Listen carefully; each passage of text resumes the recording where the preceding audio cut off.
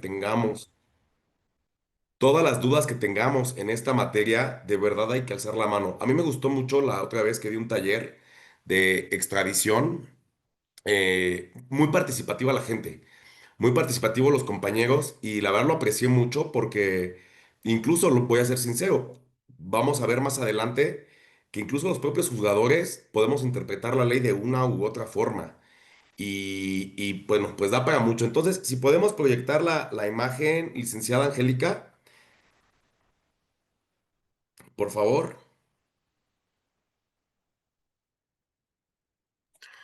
¿Sí alcanzan a ver las diapositivas? Sí se ve, pero hay que apretarle el icono como de producirla como proyección. A ver, permítame transmisión. Me parece que en la parte inferior del lado derecho ahí vienen. En la parte de hasta abajo de la pantalla, ¿no aparece? A No, ¿qué ver. cree que cuando es en Zoom? Sí, no, sí aparece. En la parte de hasta abajo, licenciada Angélica, Sí, dígame. ve que dice notas, comentarios y hay cuatro iconos. El último icono, en la parte de hasta abajo de la pantalla, hasta abajo de su pantalla del lado derecho. Ahí, el icono, el cuarto icono de izquierda a derecha, o el primero de derecha a izquierda. El que sigue, No me da maestro. no, a ver, mire, ponga su cursor hasta la parte de abajo derecha, Derecha, ajá. donde está ahí, ahí, una del lado derecho más. No, De así, ¿no? ahí, listo, perfecto, Ok. gracias. No, gracias a usted. Bien, entonces, insisto, pues no es propiamente un taller, no lo vamos a dar, utilicé esta lámina de un taller que acabo de dar recientemente, pero básicamente es lo mismo. A ver, el procedimiento de extradición internacional, por favor, todas las dudas que vayamos teniendo, se los voy a agradecer muchísimo. Se los voy a agradecer muchísimo porque en realidad sus preguntas es lo que va a hacer rica esta conversación, porque yo me puedo seguir y puedo dar por hecho que se sobreentienden algunos tópicos y me parece que es bastante importante que vayamos aterrizando. Entonces, si les parece, tenemos 2 horas. Ahí vamos viendo cómo se van sintiendo. Nos podemos seguir de corrido. Podemos hacer un breve receso por ahí de la hora, de unos 10 Sin minutos. problema, tiempo ilimitado, maestro. Bien, y de verdad interrumpan, ¿eh? No es interrupción. Ustedes hagan uso de la voz o alcen su mano, por favor. Pues bueno, vamos a empezar porque tenemos mucho que platicar. El procedimiento de extradición. ¿Podemos avanzar la siguiente lámina, licenciada? Bien, este es un mecanismo, como lo dice la lámina, de cooperación internacional que va a permitir la entrega de personas que se encuentran acusadas o condenadas en otro país y bueno, se usa para combatir la impunidad en los delitos transnacionales. ¿Cómo inicia este procedimiento de extradición? Bueno, en un estado se comete un delito, llámese el que sea, en cualquier estado, se comete un delito. Para que se pueda efectuar la extradición, de respecto de la persona probablemente implicada en estos hechos, debe de haber una orden de aprehensión. A eso se refiere la ley con las personas acusadas. En realidad no es una acusación como la entendemos nosotros en México, sino debe de existir una orden de aprehensión o bien debe de existir una sentencia condenatoria que no se haya podido ejecutar porque se tenga conocimiento de que la persona extraditable, ese es el nombre técnico, persona extraditable, que la persona extraditable se encuentre en un país distinto al en que está siendo procesado o ya fue juzgado. Entonces, ¿qué se hace? Vamos a ver, por ejemplo, el caso típico, Estados Unidos, es donde pues, hay más casos de extradición de México hacia Estados Unidos. Entonces, en Estados Unidos es muy común que se comete un delito, vamos a suponer tráfico de narcóticos, ¿no? Y allá la traducción es, al español es contra la salud y asociación delictuosa.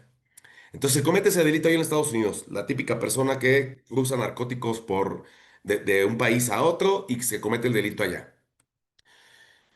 Puede ocurrir dos cuestiones, que de acuerdo a las investigaciones en aquel país se llega a la conclusión de que se libra una orden de aprehensión y como se libra una orden de aprehensión pues hay que ejecutarla. Se tiene conocimiento de que está en el Estado mexicano. Es decir, uno, por orden de aprehensión. Dos, porque esta persona ya fue juzgada en aquel país, pero no se puede ejecutar la sentencia porque no está en el mismo país. Hay noticia de que, por ejemplo, está en el Estado mexicano. Entonces, ese es un procedimiento administrativo. ¿Por qué es administrativo? Porque en realidad Estados Unidos va a pedir al gobierno mexicano, a través del Poder Ejecutivo, que se inicie un procedimiento de extradición. Esta solicitud puede ocurrir por dos vías: por una solicitud formal de extradición o bien una solicitud provisional de extradición. Y vamos ahorita a hacer la diferenciación entre la solicitud formal y la solicitud provisional. Entonces, le pide al gobierno mexicano a través del Ejecutivo, y el Ejecutivo va a, por conducto de la Secretaría de Relaciones Exteriores, en un primer momento va a calificar el contenido de esta solicitud. ¿Con base en qué legislación? Ojo, aquí la ley general en materia de extradición es la Ley de Extradición Internacional. Es una ley muy antigua, bueno, no tan antigua, pero para ser ley sí, de 1975. Y digamos que la ley especial va a ser el tratado que exista entre el país al que se reclama y el reclamante. En el caso de Estados Unidos, existe un tratado de extradición entre los Estados Unidos mexicanos y los Estados Unidos de América, firmado desde 1978. Entonces aquí vamos a hacer un gran paréntesis. Estas legislaciones tan antiguas del 75 y del 78 ya no son absolutamente compatibles con el sistema jurídico mexicano. Por eso la Corte y los tribunales colegiados han comenzado a hacer pues una serie como de adaptaciones, de ver de qué manera funciona de mejor manera estas leyes internacionales aplicadas al procedimiento mexicano. Y ahorita vamos a ver por qué. Entonces voy a platicar a muy grosso modo cómo funciona este procedimiento, y nos vamos a ir y me voy a regresar poco a poco a ir desmenuzando. Y lo principal, nos vamos a ir al procedimiento de extradición en la parte judicial. Entonces, vamos a suponer que se comete un delito en los Estados Unidos mexicanos, de Estados Unidos de Norteamérica. La Corte de Massachusetts libra una orden de aprehensión o tiene una orden o tiene una sentencia que ejecutar respecto de una persona mexicana o de cualquier nacionalidad, respecto de la cual tiene conocimiento que se encuentra en el territorio mexicano. Entonces le va a presentar al Ejecutivo, a través de la Secretaría de Relaciones Exteriores, esta solicitud. Vamos a decir solicitud, porque ahorita vamos a ver qué puede ser formal o provisional.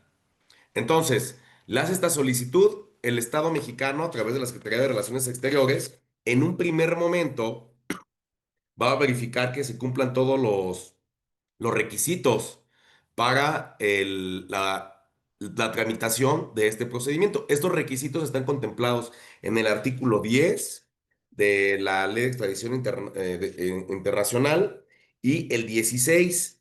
Pero ojo, como se trata de Estados Unidos, se aplica la ley general, la ley especial, corrijo. ¿Cuál es la ley especial? El tratado bilateral entre Estados Unidos y México en tratados de extradición.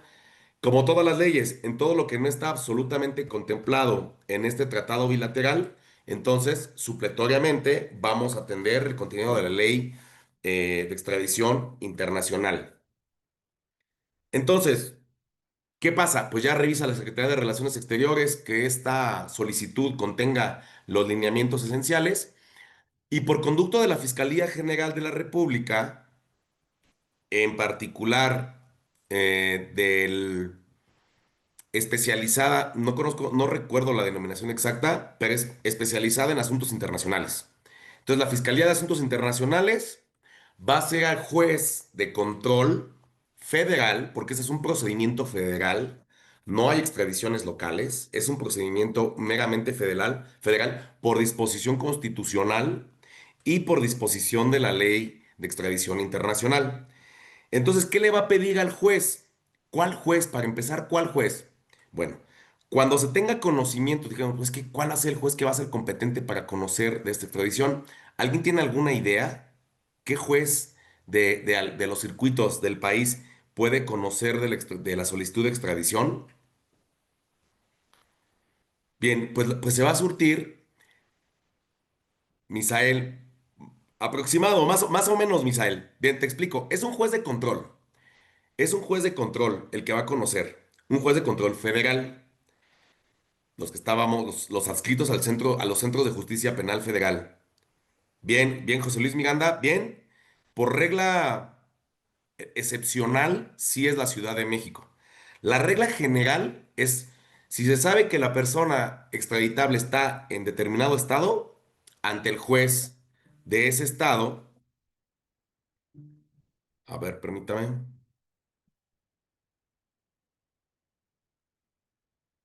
es que me están pidiendo que no pueden entrar y les estoy diciendo que se vayan al Facebook. De que desde ahí lo pueden ver. Entonces, cuando el Estado solicitante sabe en dónde se encuentra la persona extraditable, va a hacer la solicitud en el Estado. Por ejemplo, si se sabe que está en el Estado de Guanajuato, la Fiscalía General de la República va a pedir al juez de control del 16º Circuito en Guanajuato la solicitud correspondiente.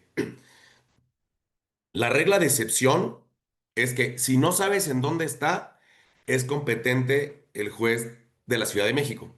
El juez de control del Centro de Justicia Penal Federal con sede en la Ciudad de México. ¿Qué pasa? Que en realidad la verdad es que nunca se sabe en dónde están exactamente. Entonces parece que la regla general es justamente la Ciudad de México. Por eso reclusorio norte, sur y oriente federales, pues conocíamos prácticamente de todas, conocen todavía, conocen prácticamente de todas las solicitudes de extradición. Entonces ya tenemos que el asunto llega a Secretaría de Relaciones Exteriores. Relaciones Exteriores autoriza a la Fiscalía General de la República especializada en cuestiones internacionales y esta fiscalía hace una solicitud al juez de control. ¿De qué? De una orden de detención con fines de extradición. Orden de detención con fines de extradición. ¿Qué va a contener esa solicitud de orden de detención con fines de extradición? La detención puede ser formal o provisional, pero ahorita nos vamos a ir a eso. Entonces, ¿podemos avanzar un poquito en la lámina, licenciada Angélica? Claro, maestro. Gracias. Bueno, aquí ya me quedé un poco atrás porque me encanta seguirme rapidito. Ahí vamos bien. Estas láminas ya la tienen ustedes a su disposición. De cualquier manera, descárguense la ley de extradición internacional, echen una leída. La verdad es que son muy pocos artículos. Son 23 artículos del Tratado Internacional, del bilateral y de la ley de extradición internacional, pues también han de ser aproximadamente 35, 38, 37 artículos. Descárguensela con calma, léala después de esta charla. Entonces, avanzamos un poquito más, licenciada Angélica, un poquito más. A ver, nos regresamos dos láminas, por favor. Ahí. La vía diplomática es presentada por vía diplomática. ¿Qué incluye? Avanzamos un poquito más. Incluye identidad, hechos y marco legal. Ahí, un poquito atrás. Ahí, maestro. Sí, y una más adelante, ahí nos quedamos. No, adelante una. Ah, ya se me movió. Ahí nos quedamos. Entonces vamos a solicitar, ya llegó el asunto a la fiscalía, ya la fiscalía lo tiene, va a solicitarle al juez de control, vamos a hacer el supuesto hipotético de que no saben dónde esté la persona reclamada, lo va a pedir en la Ciudad de México. Pide la Ciudad de México, hace una solicitud y dice, ¿sabe qué, juez? El gobierno de los Estados Unidos mexicanos, de Norteamérica, de América, está reclamando la extradición de una persona extraditable por virtud de que ha realizado determinados hechos. Eh, Estos hechos, bueno, vamos a ir avanzando un poco más porque hay muchas particularidades. Por eso digo que es muy complejo el procedimiento de extradición y muy limitado, en verdad, el ejercicio defensivo. Y es aquí donde tendremos que poner un foco más profundo para que podamos tener algunos tips de por dónde se puede atacar este procedimiento de extradición. Entonces, le va a explicar al juez qué autoridad ya libró una orden de aprehensión o bien tiene una sentencia condenatoria pendiente de ejecutar. Va a explicar, entre otras cuestiones, que los delitos o el delito no ha prescrito. Va a explicar cuáles son los hechos, cuáles son los medios probatorios, entre otras cuestiones. Básicamente es eso. Todo esto debe de estar traducido ya del inglés al español. Estados Unidos se debe encargar de hacer esta traducción. Entonces ya llega ante el juez de control y el juez de control pues va a verificar, es por escrito, la solicitud es por escrito, se puede hacer también por audiencia, pero ahí sí depende de cómo lo piden las fiscalías. Si la fiscalía pide, genera audiencia para hacer la solicitud de detención, para la solicitud de orden de detención, pues lo desahogamos en audiencia, lo desahogamos en audiencia. Si lo hace por escrito, se atiende por la misma vía, porque este sistema de extradición es híbrida. Ya la Corte se ha pronunciado en que en este sistema de justicia, en ese sistema de extradición, van a operar algunas reglas del sistema mexicano, pero eso no implica, y ya lo dijo la Corte de manera destacada, que operen todos los principios del sistema penal acusatorio. La oralidad, la adversarialidad, entre otras cuestiones. Ya dijo la Corte que no es necesario. Bien, entonces el juez o jueza de control advierte que pues, los hechos sí actualizan un delito, que esta persona está identificada. Regularmente acompañan fotografía de él y su descripción o de ella. Y la descripción, media filiación, entre otras cuestiones, ¿para qué? Pues para que sea localizable en el territorio mexicano. Luego de que el juez analiza y advierte que se han cumplido todos los requisitos que establece la ley de extradición internacional y de manera supletoria o de manera general el tratado bilateral entre México y Estados Unidos, libra, ¿sí? Libra la orden de aprehensión, la orden de detención con fines de extradición. Nos pregunta Juan Carlos Marroquín, gracias por hacer este tipo de comentarios siempre, en todo momento, porque esto de verdad lo que va a enriquecer. Se lleva esta audiencia como cuando se solicita una orden de aprehensión sin que comparezca de defensa, sí. De hecho, en el tiempo que yo estuve en el Centro de Justicia Penal Federal, de aquí de la Ciudad de México, nunca me pidieron audiencia. Se hizo todo por escrito. Te lo presentan como una solicitud por escrito. Entonces pueden optar las fiscalías si es en audiencia privada o bien es en audiencia o bien es por escrito. Sí, regularmente se hace por escrito. Otro tip que les voy a pasar es que esta es fabulosa. La, son las guías judiciales de conducción de audiencias en materia de extradición. Estas las pueden descargar ustedes de manera gratuita en la red, las guías de conducción. Les va a decir paso a paso qué es lo que debe de hacer cada parte en una audiencia de extradición, paso a paso. Esta, desde luego, que solamente es ilustrativa. Estas guías las emite el Consejo de la Judicatura Federal en relación con la Secretaría de Relaciones Exteriores, el Departamento de Justicia de los Estados Unidos y la Defensoría Pública Federal.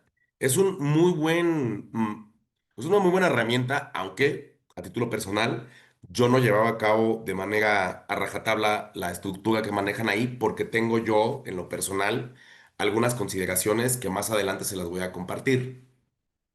Entonces ya se libra esta orden de detención.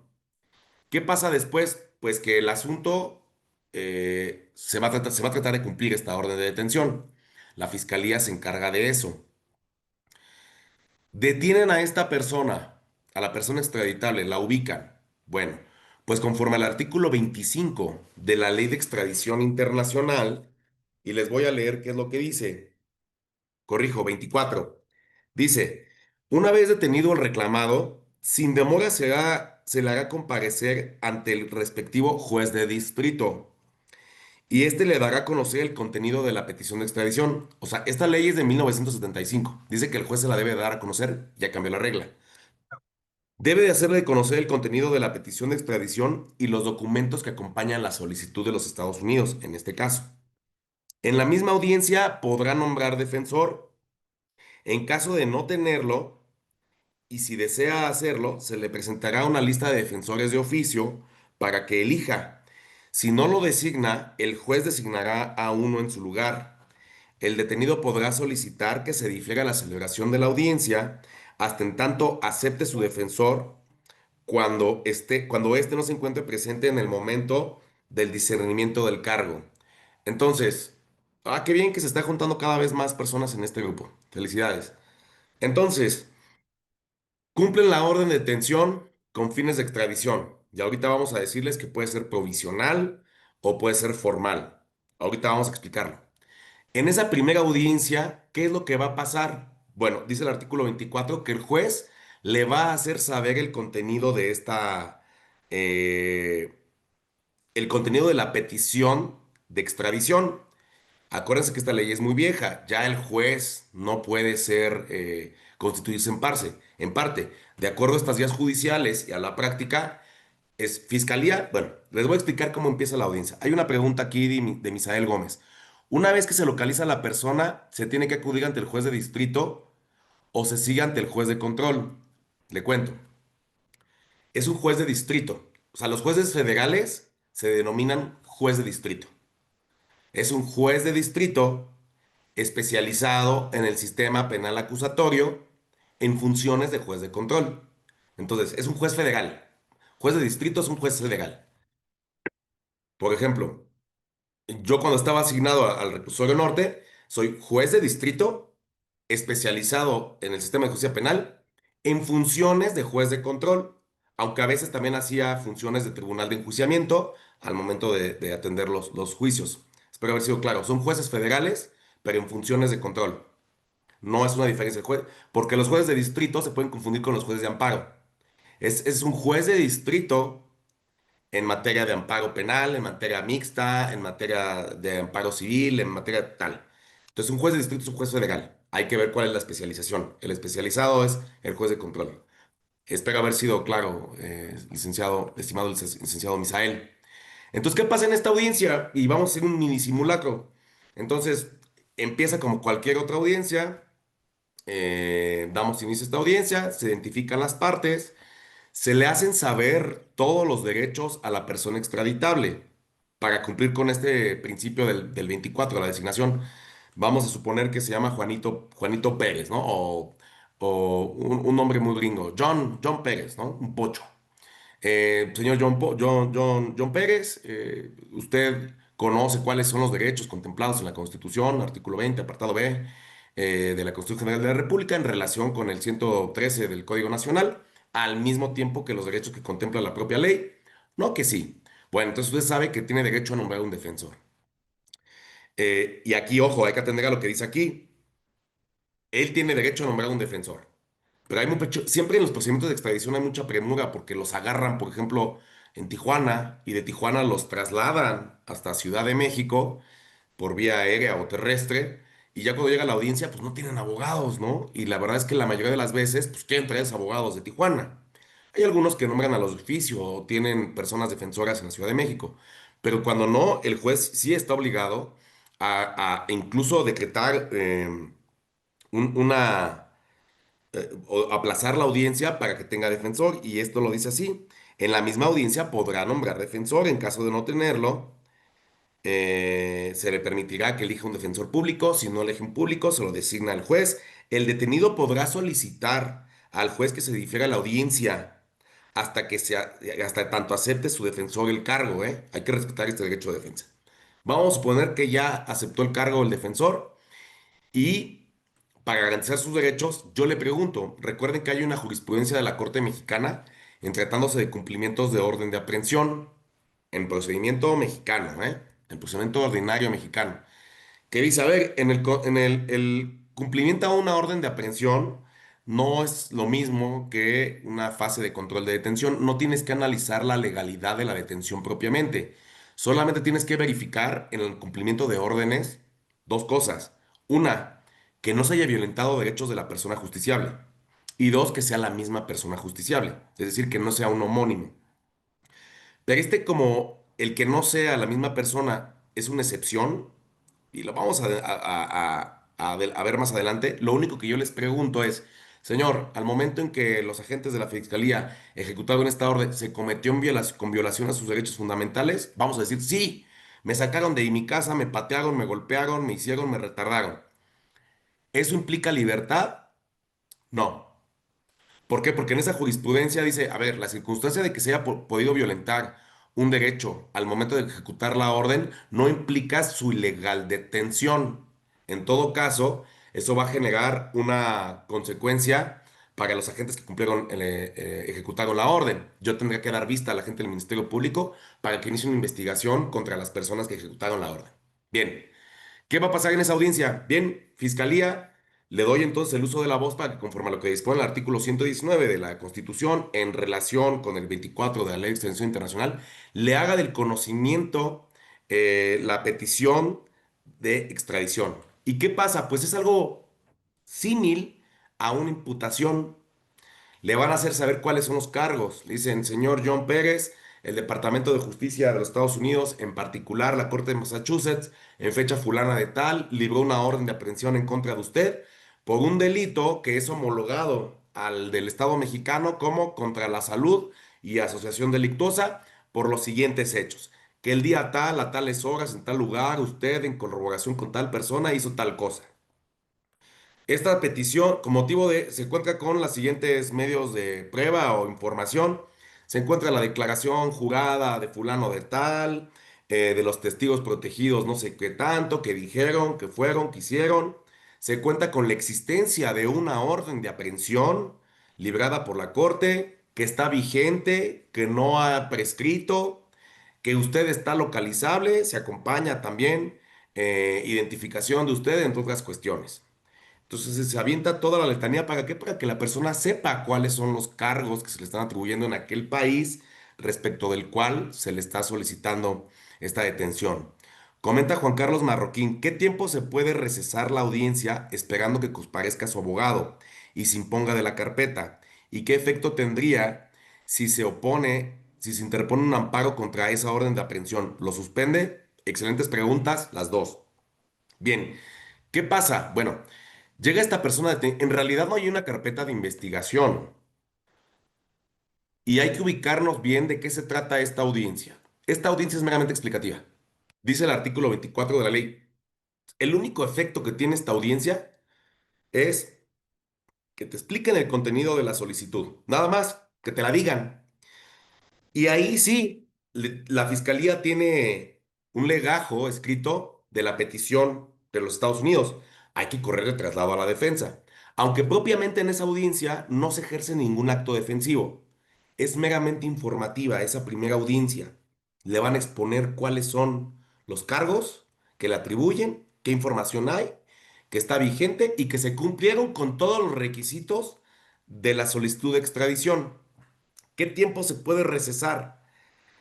Pues yo no lo, a mí afortunadamente no me tocó recesarlo, pero yo sí tuve conocimiento que se recesó hasta por un día, 24 horas como máximo. ¿Por qué? Porque pues sí, las personas, había una persona en particular que, insisto, había sido detenida en Tijuana y quería a su abogado. Pero después se les explica también a estas personas, a ver, señor, entiendo que usted quiera traer un defensor privado, o sea, aquí hay un público. Usted quiere traer un defensor privado, pero esta audiencia es meramente informativa. Entonces, en realidad no se va a ejercer algún acto de defensa todavía. Entonces, ¿qué tiempo? Hasta 24 horas. Es un plazo razonable y va a quedar al arbitrio de la persona juzgadora. Si usted en ese lapso, vamos a suponer, ya cumplieron la orden de detención y pues el extraditable, la persona extraditable, pide, oigan, ¿saben qué? Quiero que venga mi abogado, pues como que se suspende la audiencia. Y usted en ese inter promueve un amparo contra la orden de detención. No, es una orden de detención. La aprehensión es en el procedimiento mexicano, la orden de detención es en el procedimiento de extradición, que es algo muy símil, pero es de naturaleza distinta. Es improcedente el amparo, va a ser improcedente. ¿Por qué? Porque ya es un acto consumado. Ya está consumada, ya se ejecutó, ya está consumada. Entonces no se podrá suspender. Viceversa, si se tiene por ahí conocimiento que hay una orden de extradición y se promueve el amparo, habría que ver también, porque hay algunos criterios que dicen que es improcedente contra la orden de detención. El amparo va a ser procedente al fondo y vamos a ir avanzando poco a poco. Excelente pregunta del licenciado Juan Carlos. Entonces, esa audiencia le va a explicar, señor, ¿entendió usted lo que le dijo la fiscalía? Sí. se acaba la audiencia. En ese momento se acaba. Yo le explico a esta persona, a ver, señor, ¿usted entendió? Sí, me quedó claro. Bien, le informo que conforme a lo que establece el artículo 25, ahora el 25, de la Ley de Extradición Internacional, una vez que usted ha escuchado el contenido de la petición, usted tiene derecho a que dentro de los 3 días siguientes oponga excepciones a esta extradición. 3 días para oponer excepciones a la extradición. ¿Cuáles son estas dos excepciones? Por eso les comentaba que el procedimiento de extradición está limitado. La primera excepción es que la petición que formuló el gobierno de los Estados Unidos no esté ajustada a las prescripciones de la propia ley. Acuérdense que el artículo 16 de la Ley de Extradición Internacional establece una serie de requisitos y les voy a dar lectura. La petición formal de extradición y los documentos que se apoye el Estado deberá contener, uno, la expresión del delito por el que se pide la extradición. Dos, la prueba que acredite el cuerpo del delito. Y aquí es un rollo en el que nos vamos a meter y lo vamos a avanzar, lo vamos a zanjar más adelante, que ya les explique qué pronunciamientos ha hecho la Corte en torno a estos tópicos. Dice, la prueba que acredite el cuerpo del delito y la probable responsabilidad del reclamado, cuando el individuo haya sido condenado por los tribunales del Estado solicitante, bastará acompañar copia auténtica de la sentencia. 3. Las manifestaciones a que se refiere el artículo 10, en los casos en que no exista tratado de extradición en el Estado solicitante. Hay otras reglas del artículo 10 y ahorita lo vamos a ver. El principio de pacta sunt servanda, y ahorita vamos a explicar también cuál es este principio, que básicamente es la cooperación internacional entre las partes. 4. La reproducción del texto de los preceptos de ley del Estado solicitante que definan el delito y determinen la pena, los que se refieran a la prescripción de la acción y de la pena aplicable y la declaración autorizada de vigencia de la época en que se cometió el delito. Tendrá que decir el Estado si este delito está vigente o ya prescribió. Y si está vigente, explicar por qué está vigente, señalar cuáles son las disposiciones vigentes. Y vamos a dar adelante que en tratados de Estados Unidos se puede aplicar tanto su ley como esta y la ley de Estados Unidos, perdón, en el Tratado Internacional entre México y Estados Unidos dice que para los temas de la prescripción, ese es todo un tema, ¿eh? Aquí hay mucha defensa, ¿eh? Ojo, o hay mucha defensa o si somos fiscales hay que poner mucho cuidado. Se puede aplicar la regla de prescripción tanto del gobierno solicitante como del Estado del solicitado.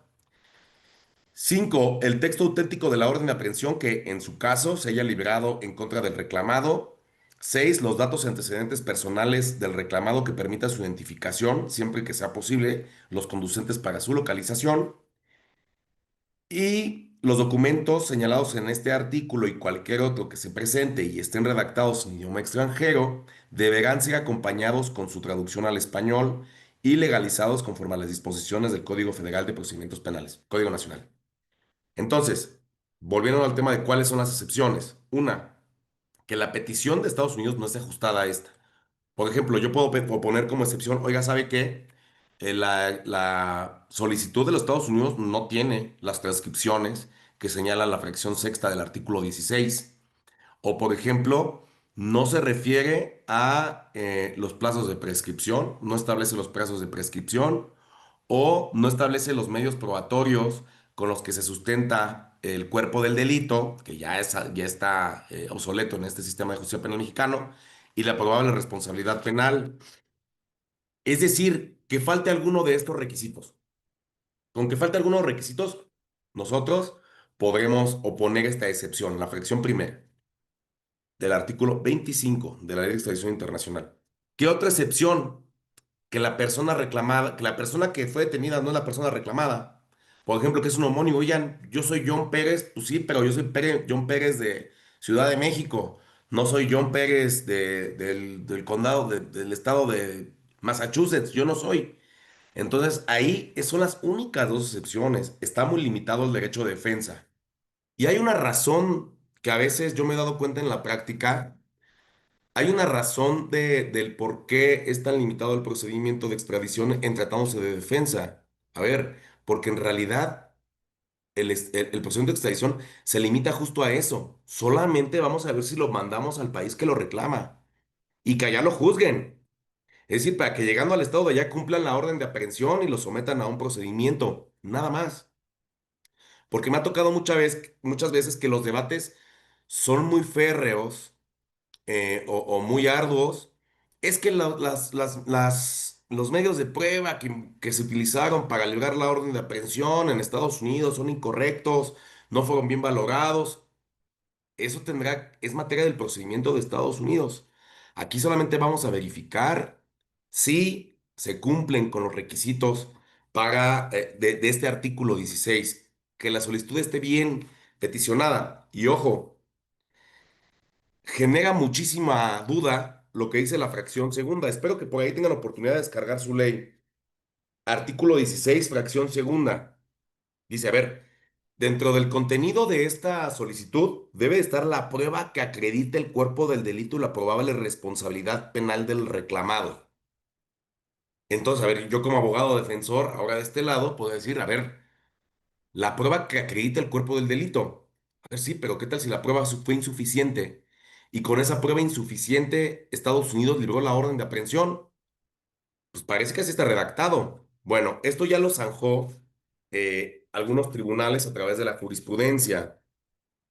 Se puede cuestionar de fondo una determinación, por ejemplo, una orden de aprehensión o una sentencia, porque dice, a ver, dentro de la solicitud debe de acompañar los medios probatorios para acreditar el hecho delictivo, el hecho y la responsabilidad penal.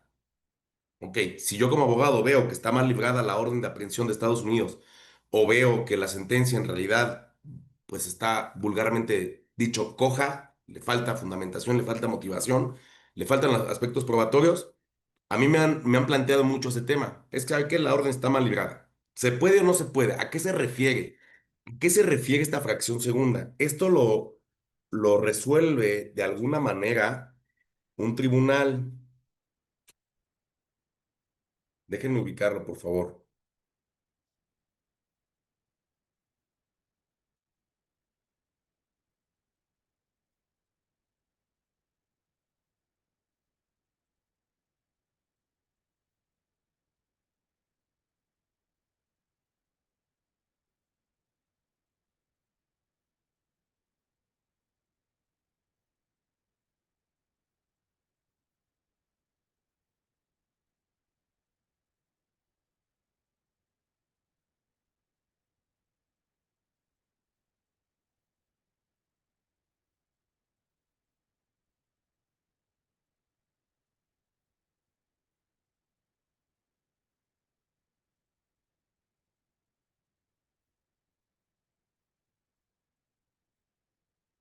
Miren, aquí hay una tesis aislada.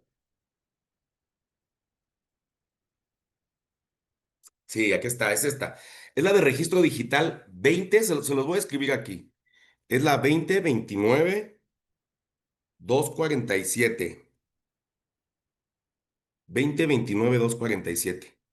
Esta es una tesis aislada pronunciada por el segundo tribunal colegiado en materia penal del segundo circuito, cuyo oponente fue el magistrado José Neves Luna Castro, que desde mi punto personal de vista es un grandioso magistrado de aquella vieja escuela, pero de los que migraron de aquella vieja escuela al sistema acusatorio y desde mi óptica se volvió brillante también en este sistema acusatorio. No sé si alguien puede opinar lo contrario, es mano muy respetuosa, pero a mí me parece que es brillante. Dice esta tesis en su rubro, extradición internacional, procedimiento de fase judicializada, son observables en lo conducente las formalidades que prevé el Código Nacional de Procedimientos Penales, pero no le son aplicables en sentido estricto los principios del sistema penal acusatorio ordinario nacional. Entonces, ¿qué dice aquí en una parte esencial? Dice, si bien la persona juzgadora atiende previamente a emitir su opinión las eventuales excepciones y pruebas viables para justificarla, no es propiamente un procedimiento penal. pues no existen partes propiamente dichas ni teoría del caso. Por eso le digo, hay que ubicarnos que este procedimiento es administrativo, predominantemente administrativo, con un tinte jurisdiccional. ¿Para qué? Para respetar la libertad, corrijo, para respetar el derecho a la audiencia de la persona implicada antes de mandarla al estado requiriente. Entonces dice, no se desarrolla un procedimiento penal, pues no existen partes propiamente dichas, es un procedimiento administrativo. No hay teoría del caso, no hay la necesidad de observar las formalidades esenciales del procedimiento, pues aún no existe el procedimiento, ni el órgano jurisdiccional forma una íntima convicción de fondo con miras a dictar una sentencia condenatoria penal. El procedimiento de extradición tiene naturaleza y fines específicos, y aun y cuando la ley de extradición prevé la aplicación del Código Nacional de Procedimientos Penales, bueno, dice del Código Federal de Procedimientos Penales, pero se entiende ahora que es el Código Nacional, ello no autoriza a transgiversar los fines diversos de cada proceso. De ahí que su aplicación del Código Nacional es solo en lo conducente y de manera complementaria, y en lo relativo al trámite y fundamento, es decir, en cuanto a las formalidades para la práctica de las diligencias, pero sin perder de vista la regulación específica del procedimiento de extradición, en donde las excepciones posibles son limitativas a estas dos que prevé el 25 y las pruebas posibles. Por consiguiente, aquí viene un dato importante, solo referentes a la verificación sobre los requisitos de legalidad del trámite administrativo.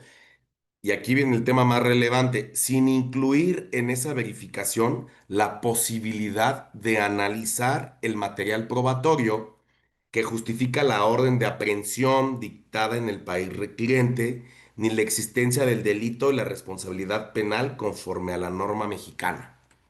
Entonces, ¿qué dice aquí en esta tesis aislada? En términos generales, a ver, no puedes hacer análisis de fondo del asunto. No puedes juzgar tu juez respecto de lo que otro juez ya dijo. Es decir, del libramiento de la orden de aprehensión o de la sentencia condenatoria. Si la defensa en esta audiencia opina, oiga, juez, ¿sabe qué? No se satisfacen los requisitos del 16 de la ley de extradición en su fracción segunda, porque la prueba no acredita el cuerpo del delito y la y la responsabilidad penal, entonces eso implica que lo que quiere en realidad es que el juez analice el material probatorio. Y no se puede, porque hay que ubicarnos en este procedimiento. Es solamente un derecho de audiencia para después emitir una opinión en sentido afirmativo de extradición o no.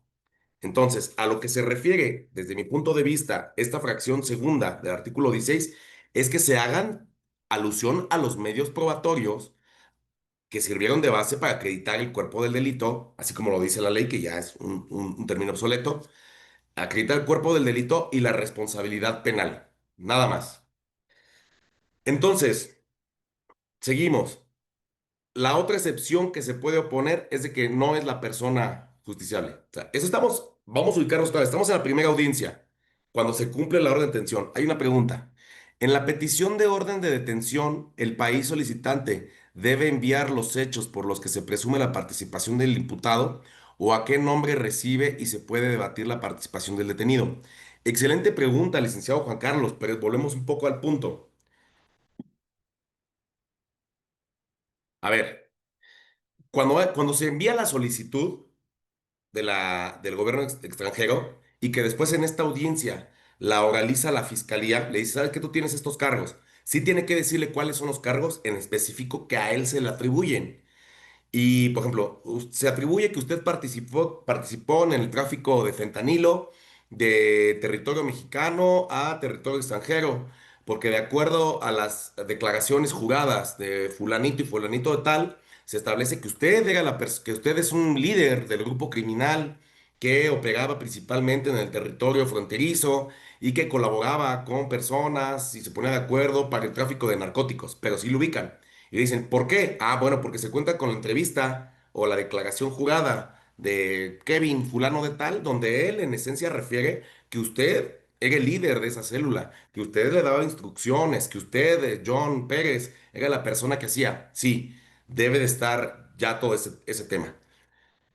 Y bueno, debatir la participación en el delito, ¿se puede? No, no se puede, conforme a este planteamiento. Es decir, oiga, es que yo me quiero defender. O sea, si usted llega a la audiencia y me dice, es que yo me quiero defender porque yo no fui la persona, eso sería en todo caso materia de ya. Usted evidencia, usted goza de su principio de presunción de inocencia, pero en el procedimiento en el territorio nacional. Acá solamente voy a verificar si usted es la persona que está relacionada con esa solicitud.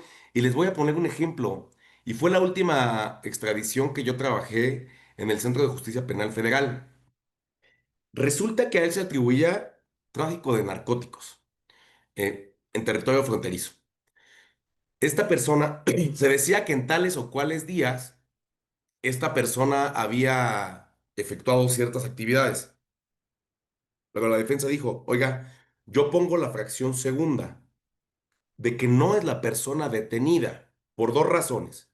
Una, porque te voy a ofrecer una prueba en fisionomía, en análisis corporal, de que no es la persona cuya fotografía la traen, porque el gobierno de los Estados Unidos acompaña una fotografía y acompaña su descripción. Entonces, desde la óptica de la defensa, dijo, esta persona no es la misma, pero tan no es la misma que además te voy a pedir al juez que auxilies para pedir información al Departamento de los Estados Unidos. ¿De qué? Bueno, es que a esta persona en particular, y puedo hablar de ello porque ya está resuelto, ya sé, de hecho se autorizó la extradición, y no voy a dar nombres, desde luego. Esta persona no pudo ser la persona detenida porque no pudo ser la persona que cometió estos hechos, porque el 5 de marzo de 2020, que se le atribuye la actividad, él estaba detenido en una prisión de los Estados Unidos. Entonces, ahí se puede debatir, licenciado, no propiamente la participación, sino más bien la excepción que se puede oponer es que él no es la persona. Recordemos que el artículo 25 en su fracción segunda establece esta posibilidad. Dice, ser la persona distinta cuya personalidad se extradite. Dice José Luis Miranda, la probable responsabilidad es que eso es el fondo. Es muy interesante este planteamiento. Sí se puede, del declarado.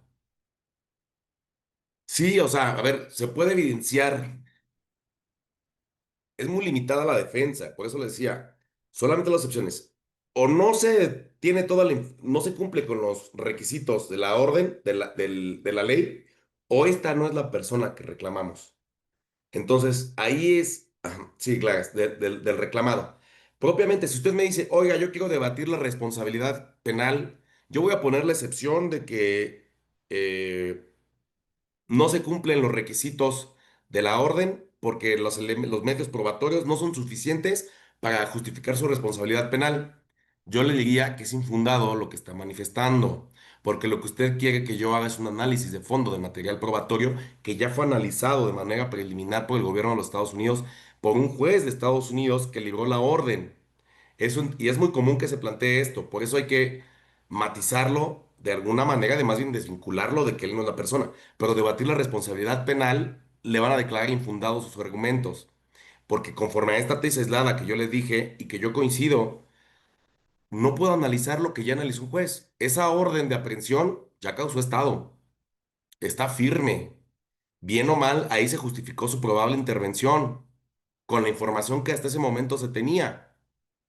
Entonces ahora yo no puedo hacer un nuevo examen de esa información. Lo que yo tengo que verificar nada más de este procedimiento administrativo con tintes judiciales es que se cumplan con los requisitos del 16 y además que esta persona sí sea, que en realidad sí sea, porque hay homónimos, nada más. Ese planteamiento de la responsabilidad penal es muy recurrente y sí se puede hacer de manera muy sutil, como este que yo le estoy diciendo. Esta defensa, de manera muy hábil, lo manejó ambivalente. Dice, a ver, te pongo la excepción segunda de que él no es la persona, porque fisionómicamente no es. Ellos decían que no era, que finalmente la fiscalía trajo prueba y la verdad, hasta cuando me proyectaron las imágenes del gobierno de los Estados Unidos, confrontándolas con la persona que tenía enfrente, veía a clara luz que sí era el mismo. Pero la defensa, pues claro, haciendo ejercicios defensivos, intentó decir que no era y justificó. Finalmente su pericial no fue lo suficientemente relevante, al menos no más que al menos no más que la de la fiscalía, que fue muy buena. Y pues bueno, no se pudo justificar que él no fuera la persona, pero estuvo muy interesante este planteamiento porque en realidad lo que quería demostrar es que no había responsabilidad manejándolo de esta forma. A ver, en principio no es la misma persona, pero además, el día de los hechos que se le atribuyen, él estaba detenido. Él estaba detenido. Entonces, pues no es posible. O con sus matices. Entonces, ya, quedamos ahí un poquito en el entendido que seguimos en la primera audiencia, se le hace del contenido, se le hace del conocimiento el contenido de la solicitud de detención, se le hace saber que cuenta con el plazo de 3 días para que ponga estas dos excepciones de las que ya hemos hablado. Y podemos ahorita seguir abordando más de ellas, pero vamos a seguirnos para terminar en términos generales. El extraditable, en lo que pasa en esos 3 días, está en prisión preventiva. A eso voy justamente, licenciado Misael. ¿Qué más pasa en esta audiencia? Entonces ya le hago saber que tiene, se le hace saber los cargos, se le hace saber que tiene derecho a oponer estas excepciones y además la fiscalía va a pedir, entonces, señor juez, con fundamento en el artículo 19 de la 119 de la Constitución General, en relación con este artículo 24 de la Ley de Extradición Internacional, solicito que se decrete la detención formal con fines de extradición. Y para ese efecto, solicito que se le imponga la medida de, la medida de detención, ¿eh? Así se le llama. No es que en realidad es una medida cautelar, pero estas guías de conducción judicial la refieren como medida cautelar de detención. ¿Qué es medida cautelar? ¿No? Entonces, y solicito que le imponga la medida cautelar de prisión preventiva. Siempre yo las pedía justificadas, porque vamos, recordemos que no le es aplicable todo el ordenamiento jurídico a estas personas, el ordenamiento jurídico mexicano. Entonces, ¿te lo justifican o no te lo justifican? ¿Cómo? ¿Cómo? Pues ahí sí, atendiendo a todo lo que ha dicho la Corte en tratándose de la prisión preventiva justificada. Que haya necesidad, que haya riesgo de fuga, artículo 168 del Código Nacional de Procedimientos Penales, que se ponga en peligro la investigación, artículo 169 de la propia disposición, o que exista riesgo para las víctimas, testigos o peritos, artículo 170. Tiene que justificar, pero además tiene que superar este test de proporcionalidad del que ha hablado la Suprema Corte de Justicia de la Nación, que sea necesaria, que sea idónea, que sea oportuna, entre otras cuestiones. ¿Qué ha pasado? Pues que yo sí impuse muchas medidas cautelares de detención, pero también no las impuse, no necesariamente. Recuerdo muy bien un asunto, era una mujer que reclamaba al gobierno de los Estados Unidos por delitos relacionados con lavado de dinero en aquel país. Esta persona pidieron la orden de extradición en la Ciudad de México porque se desconocía cuál era el estado en particular en el que se encontraba. Finalmente se libra la orden de detención con fines de extradición y la cumplen en el estado de Baja California Norte, en Tijuana. La traen por vuelo y la presentan a esta audiencia de la que acabamos de hablar hace un momento. Entonces, ¿qué pasa qué pasó en esta audiencia? Que pues ya le hacen el conocimiento del contenido de la solicitud de extradición, le hago saber que tienen la posibilidad de oponer estas dos excepciones, me piden la detención formal con fines de extradición y por consiguiente la medida cautelar de prisión preventiva. Pero la prisión preventiva solamente se basaban, oiga, pues es que a esta persona se le reclama por el gobierno de los Estados Unidos de Norteamérica y opera el principio de pacta sunt servanda, el acuerdo entre las partes de los estados, este acuerdo de colaboración. Y le digo, a ver, espérese, ¿solo por eso? ¿Pide la prisión preventiva solamente porque debo de colaborar con el gobierno de los Estados Unidos? No, señor, no lo hagan poner esta medida cautelar, porque es insuficiente que usted nada más por el hecho de que me diga que por el pacto que hay entre Estados Unidos, nos parece, ¿cuál es el fin de la medida, de esta medida de detención? Pues que esté, como la medida cautelar, que esté localizable para los efectos de este procedimiento. Nada más. Entonces, el hecho de que haya un acuerdo entre los estados implicaría que de rajatabla y categóricamente en todos los asuntos se imponga la medida de detención de prisión. Pues no es imposible. Entonces yo imponía otras medidas, el arraigo domiciliario, por ejemplo, el brazalete electrónico en varias. Una vez superado este test, yo me puse a analizar el test, a ver, ¿La medida de prisión es estrictamente necesaria? No. Pues pueden haber otras. La fiscalía no me justificó la necesidad de cautela, no me justificó que existiera riesgo de fuga, no me dijo que hubiera riesgo para la investigación, no me dijo que hubiera riesgo para los testigos. Pues no le impongo la prisión, impongo otra.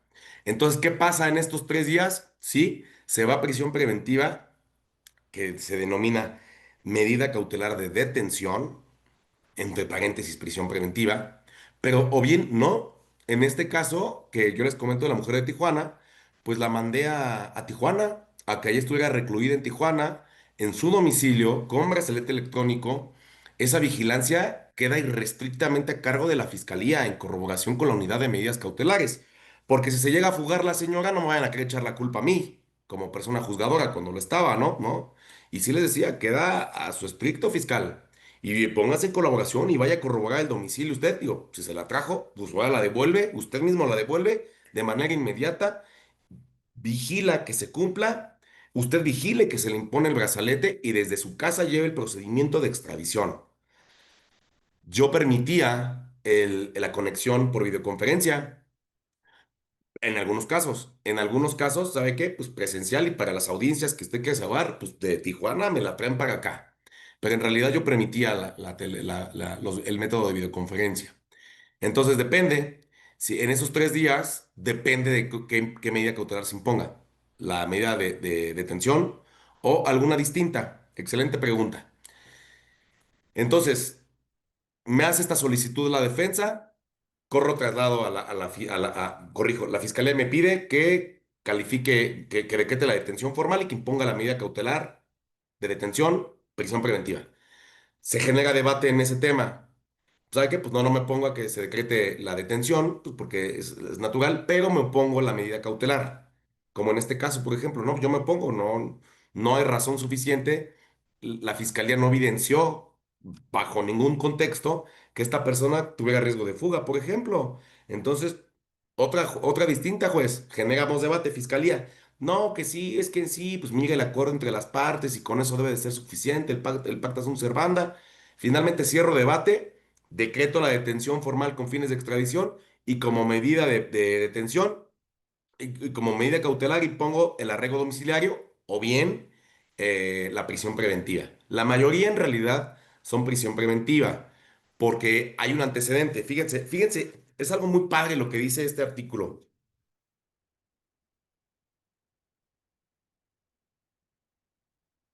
Dice,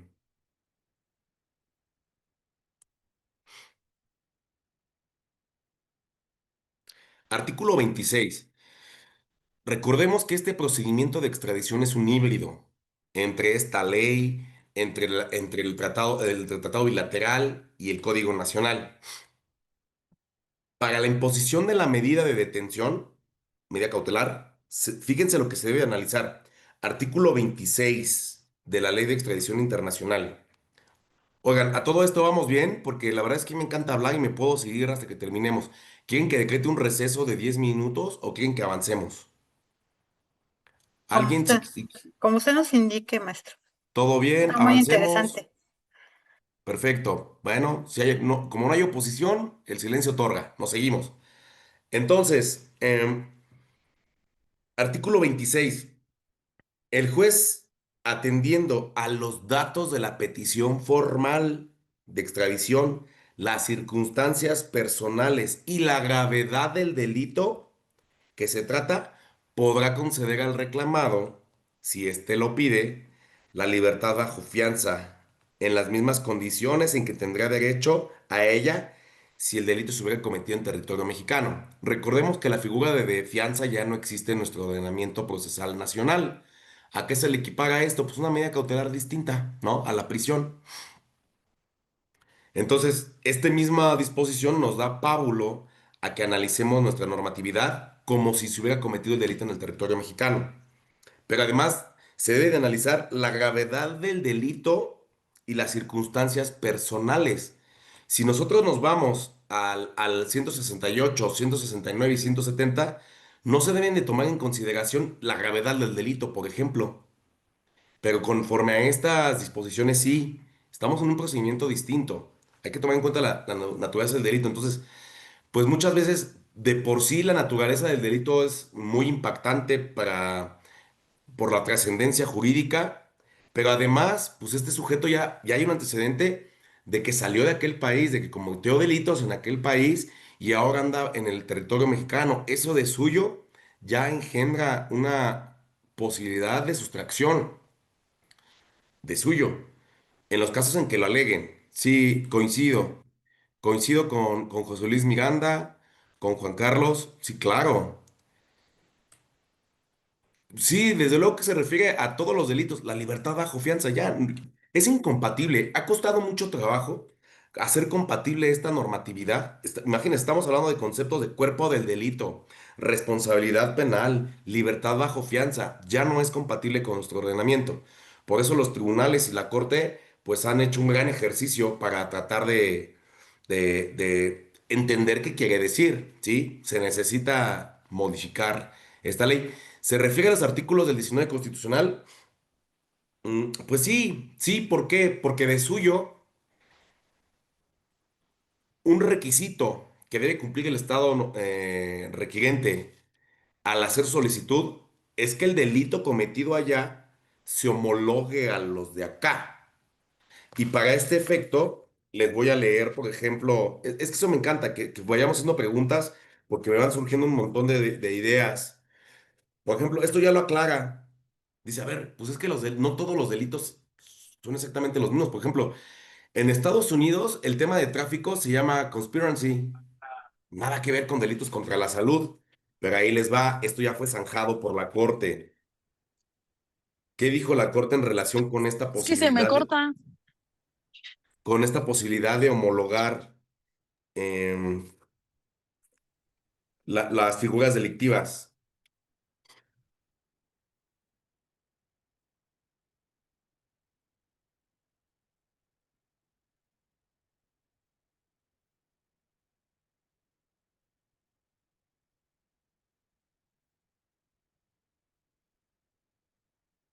Aquí está. Esta también es una tesis aislada. Disculpen, que ya me dio calor. Esta, esta, esta tesis aislada establece lo siguiente. Dice, es la de registro digital. Ahorita les voy a pasar todas. Es la 20 29 250. Es de tribunales colegiados, igual del magistrado Luna Nieves. Dice, extradición. Se cumple el principio de doble penalidad cuando en los Estados Unidos de América se atribuye el delito de conspiracy y en México lo homologan a la asociación delictuosa. Aquí lo abordo un poquito. Dice, no se trata de un aspecto de similitud en la expresión lingüística, semántica o gramatical, sino de una semejanza en la clasificación jurídica, al concebir al hecho similar como potencialmente punible en ambos países. Tampoco es un aspecto técnico, científico o exacto, susceptible o condicionado a la opinión pericial en materia de estructuras gramaticales o sin significados de expresiones lingüísticas de idiomas distintos y sus posibles traducciones. ¿Qué quiere decir? A ver, lo que requiere el artículo 16 de la Ley de Extradición Internacional es que este delito, los delitos que se cometen en Estados Unidos, también sean sancionables en el Estado mexicano, al menos que exista una similitud. Y es que podrán decir, "Ah, pues es que no, en Estados Unidos hay tipos penales muy distintos a los nacionales. Sí, pero ya lo dijo este tribunal. A ver, es con que sea algo símil y utiliza este tema.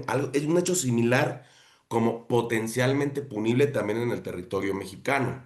No sé, por ejemplo, si en Estados Unidos está sancionado comer cocos, vamos a decirlo algo absurdo, y piden la extradición de una persona que está en territorio nacional solo por comer cocos, porque en Estados Unidos comer cocos es un delito, es improcedente la extradición.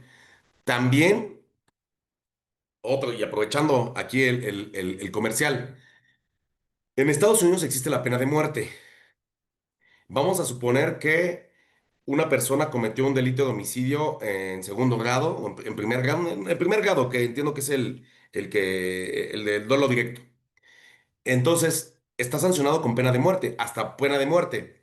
Ojo, en este acuerdo que existe entre el gobierno de México y Estados Unidos, es posible llevar a cabo la extradición bajo el compromiso de que no lo vas a condenar a pena de muerte.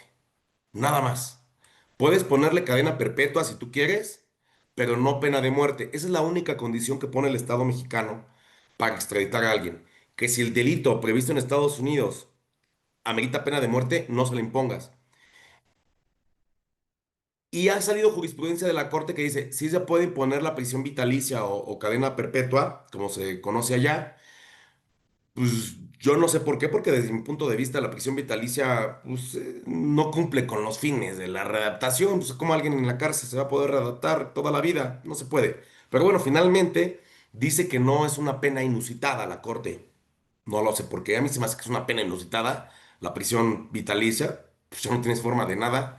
Pero bueno, la Corte determinó que no es una pena inusitada, que se puede. Entonces, el único compromiso es que no pongas la pena de muerte. Otro compromiso es que no sean perseguidos militares ni políticos. Si te piden orden de detención con fines de extradición por temas políticos, se debe negar. No está permitida. Esos son los únicos candados que existen. Entonces, nos quedamos en, ya de tanto que me desvié, estamos en esta primera audiencia.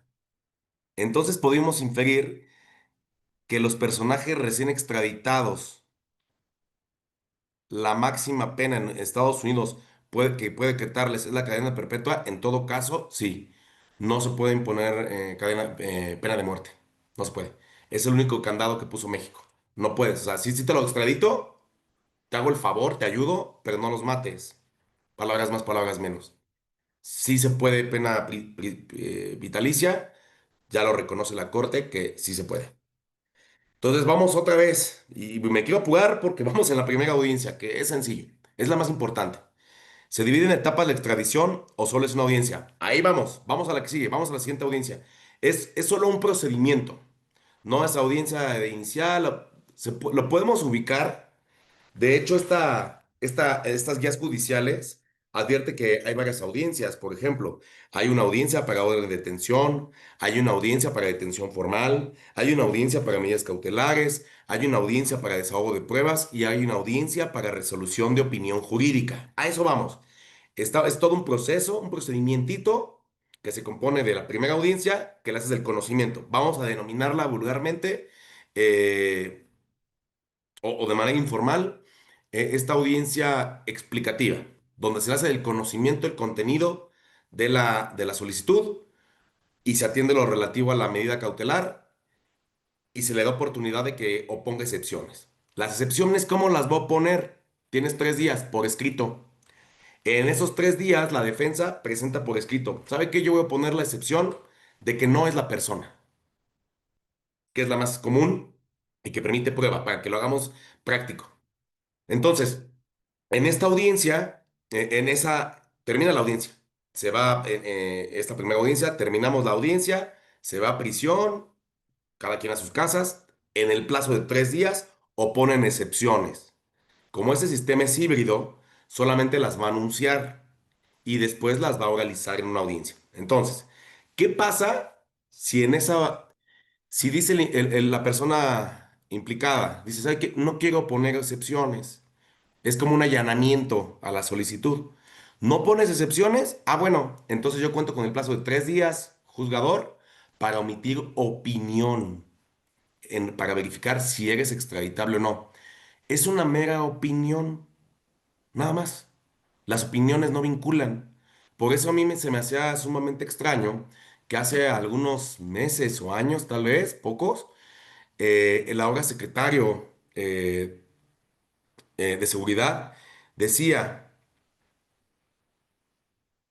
excelente pregunta, Alicia Angélica, y ahorita lo vamos a abordar, porque no hay medios ordinarios, solamente el amparo. Y les voy a dar la explicación por qué no hay medios ordinarios. Y sí, en realidad todos podemos llegar a ser inexpertos en este tema de extradición, ¿eh? Porque es poco explorado. Entonces, ah,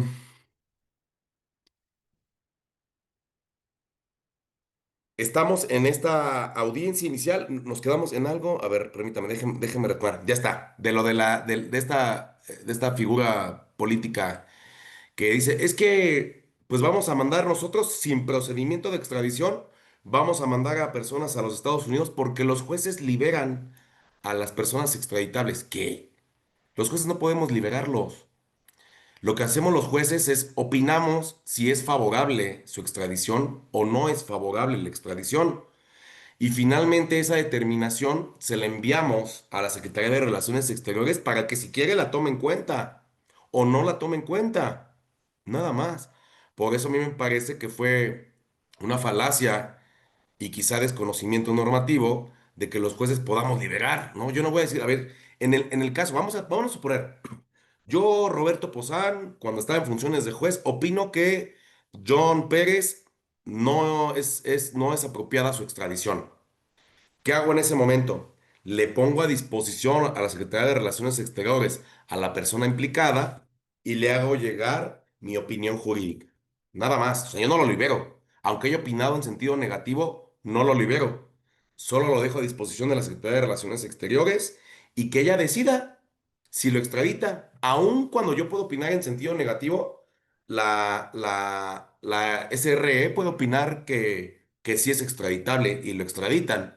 Por eso es un absurdo lo que se dijo en aquel momento en medios públicos, de que los jueces liberamos, porque no podemos, normativamente no podemos liberar a la gente.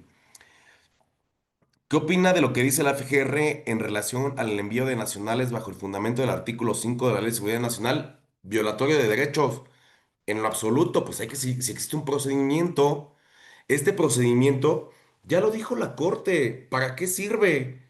Pues para que le des al menos derecho de audiencia. Solamente que sepa, bueno, ¿qué tal si ni es la persona y ya le estás extraditando? Y al rato en Estados Unidos demuestra que no es esa persona, pues tienes que regresarlo. Entonces, a mí me parece muy grave que se esté utilizando este artículo 5 de la Ley de Seguridad Nacional. A ver, porque hasta por temas de seguridad, vamos, en los procedimientos mexicanos, ¿qué? Entonces, porque la persona es muy peligrosa, pues no vamos a tener procedimiento penal solamente porque es peligroso. No sé si a eso estemos aspirando ahora, pero pues yo lo veo pues absolutamente dictatorial, por ejemplo. Ya empieza a tener tintes esto así. Entonces, ahorita voy con usted, licenciada Angélica. En, termina esa audiencia, pasan los 3 días sin que oponga excepción alguna, emito mi opinión jurídica en 3 días. Segundo supuesto, formula excepciones. Vamos a hacer supuesto hipotético. La excepción de que no es la persona. Ah, bueno. Fíjense lo que dice después el artículo 26 en la parte infine. Dice, el reclamado dispondrá de 20 días para probar sus excepciones. Este plazo podrá ampliarse por el juez en caso necesario, dando vista al Ministerio Público dentro del mismo plazo. El Ministerio Público podrá rendir pruebas que estime pertinentes. Entonces yo pongo mis excepciones, me va a generar una audiencia la administración del Centro de Justicia. Ahí sí. O sea, yo hago por escrito mis excepciones. ¿Sabe que yo pongo la excepción de que no es la persona? Artículo 25, fracción segunda. Nada más. Es todo, para que lo hagamos rápido. Entonces, la administración del Centro de Justicia dice, ok, opuso excepciones, genera audiencia, cito a todas las partes, llega a esta audiencia de excepciones, la podremos denominar ahora sí, audiencia de excepciones. Llega la audiencia de excepciones y ¿qué va a pasar en esta audiencia de excepciones? Muy fácil, se va a oralizar la excepción. Tiene uso de la voz de la defensa. Ah, bueno, pues yo digo que opongo la excepción de fulana de tal porque voy a ofrecer una prueba de relativa a identidad fisionómica y además unos testimonios de que él no es la persona porque ni siquiera vivió jamás en los Estados Unidos, no tiene pasaporte, nada, no hay ningún registro en Estados Unidos de que haya pasado, entonces no es la persona. Ok. Para probar sus excepciones, bueno, y se genera debate, ¿no? Se genera debate en torno a la excepción. Para probar va a querer, ahora yo le pregunto, a ver, señor, ya formalizó sus excepciones. Ahora, conforme a lo que dispone el artículo 25 en la parte infine, usted dispone de 20 días. para probar su excepción. ¿Es su intención desahogar prueba? Sí. Y en este momento ofrezco la prueba pericial en materia de identificación fisionómica y de una confronta tecnológica con la fotografía y la de él. Se genera una audiencia, entonces yo le doy el uso a voz a la fiscal. Se genera debate en torno a la admisión del medio probatorio. Entonces, ofrecimiento, admisión y desahogo. Me ofrece la prueba, la someto a debate y admito o desecho. Admito, si la admito, señalo fecha de audiencia. Ahora, fecha de audiencia de desahogo de pruebas. Estamos entonces en la segunda audiencia. En esa segunda audiencia se oralizan las excepciones y se puede ofrecer prueba o no. Primer supuesto, no va a ofrecer prueba. Ya está interpuesta la excepción, pero no ofrece prueba. El juez cuenta con 5 días para que, si no hay prueba, emito la resolución, la opinión jurídica. ¿Qué contiene esta opinión jurídica? Bueno, pues verifico que se cumplan todos los presupuestos de la ley de la ley de extradición y el tratado bilateral, en particular estos del 16, que se cumplan todos. Le contesto sus excepciones, se las puede declarar fundadas o infundadas o inoperantes, porque vamos a suponer que o pone una excepción distinta a las dos previstas, pues está muy limitado. O pone una excepción distinta, no, pues es inoperante, no puedes. No puedes poner una excepción distinta. No, no, simplemente no se puede. O pongo la excepción de nulidad de prueba. Vamos a poner excepción de nulidad de prueba. No, pues inoperante. No, no se puede, no, no es parte de la litis. No estamos, la litis no está trabada sobre la base si la prueba es ilícita o no es ilícita. Entonces, inoperante. Le contesto sus argumentos. Hubo una ocasión fabulosa, un asunto que me plantearon un tema de prescripción. Este asunto fue una persona que en los Estados Unidos tenía 19 años, 17, corrijo, cuando cometió un homicidio. Y el Estado omitió señalar si ya había prescrito o no había prescrito. Y aquí entramos en un tema, porque entonces se juzga conforme a un adolescente o se juzga como una persona adulta. Y Estados Unidos no fijó el plazo de prescripción. Si fuera otro país, yo tengo que atender categóricamente solo a la ley de extradición internacional, que es la ley que rige. Pero como en Estados Unidos hay un tratado bilateral, y el tratado bilateral es la ley especial, el tratado bilateral sí te permite que si no te lo dice Estados Unidos, tú invoca la nacional. Entonces, en este supuesto, apliqué la ley de adolescentes vigente. Creo que este homicidio había ocurrido hace 12, 13, 14 años. Vigente en el Estado mexicano. Finalmente ahí discurrí que no había prescrito, porque en esa ley vigente de adolescentes se preveía que cuando habría fuga se duplicaba el plazo de prescripción, y en este caso estaba probado que este cuate se fugó. De hecho, se fugó de una penitenciaría de adolescentes en los Estados Unidos. Entonces se duplicó el plazo. Entonces, aun y cuando no lo invocó el gobierno de los Estados Unidos, invocamos el derecho doméstico para temas de prescripción porque lo permite la ley de extradición internacional. Entonces, le contesto en esa opinión y opino en sentido positivo o negativo. Eh, Igual, le pongo a disposición a la persona extraditable de la Secretaría de Relaciones Exteriores y le hago llegar mi opinión. Durante todo este tiempo van a subsistir las medidas de detención.